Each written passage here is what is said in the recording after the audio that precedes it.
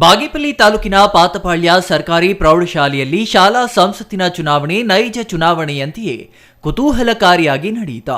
ಈ ಚುನಾವಣೆಯಲ್ಲಿ ವಿದ್ಯಾರ್ಥಿಗಳು ಅಭ್ಯರ್ಥಿಗಳನ್ನ ಆಯ್ಕೆ ಮಾಡುವುದರಿಂದ ನಾಮಪತ್ರ ಸಲ್ಲಿಸುವಿಕೆ, ಪ್ರಚಾರ, ಮತದಾನ ಸೇರಿ ಎಲ್ಲಾ ಚುನಾವಣಾ ಪ್ರಕ್ರಿಯೆಗಳನ್ನ ಒಳಗೊಂಡಿತ್ತು. ಈ ವೇಳೆ ವಿದ್ಯಾರ್ಥಿಗಳು ಚುನಾವಣೆಯಲ್ಲಿ ಗೆಲ್ಲುವ ಪಣ ತೊಟ್ಟು ಪ್ರಚಾರದ ವೇಳೆ ಆರೋಪ ಪ್ರತ್ಯಾರೋಪಗಳು, ಭರವಸೆಗಳನ್ನ ನೀಡುವುದು ಜೋರಾಗಿಯೇ ನಡೆಯಿತು. ಇವೆಲ್ಲ ಚುನಾವಣೆ ಪ್ರಕ್ರಿಯೆಗಳು ಸಮಾಜ ವಿಜ್ಞಾನ ಶಿಕ್ಷಕ ಎನ್ ರವಿಚಂದ್ರ ಮಾರ್ಗದರ್ಶನದಲ್ಲಿ ನಡೆಯಿತು.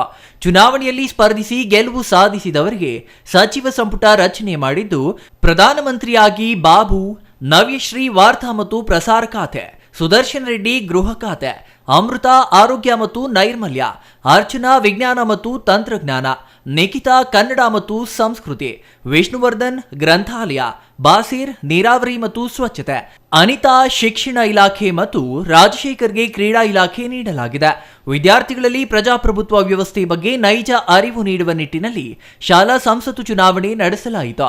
ಈ ಚುನಾವಣೆಯಲ್ಲಿ ವಿದ್ಯಾರ್ಥಿಗಳು ಕುತೂಹಲದಿಂದ ಭಾಗವಹಿಸಿದ್ರು. ಅವರೆಲ್ಲರಿಗೂ ಹಾಗೂ ಮತದಾನ ಪ್ರಕ್ರಿಯೆಯಲ್ಲಿ ಭಾಗವಹಿಸಿದ ಎಲ್ಲಾ ವಿದ್ಯಾರ್ಥಿಗಳಿಗೆ ವಿ ಮಲ್ಲಪ್ಪ ಮುಖ್ಯ ಶಿಕ್ಷಕ ಶುಭಾಶಯಗಳನ್ನ ತಿಳಿಸಿದ್ರು.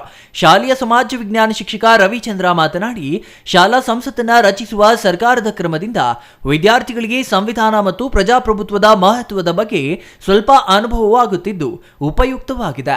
ಭವಿಷ್ಯದಲ್ಲಿ ರಾಜಕಾರಣದ ಬಗ್ಗೆ ಸ್ಪಷ್ಟತೆ ಸಾಧಿಸಬಹುದಾಗಿದೆ ಎಂದರು.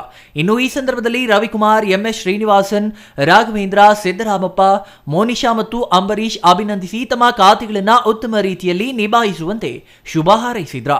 Ganesh R, CTV news, Bagepalli.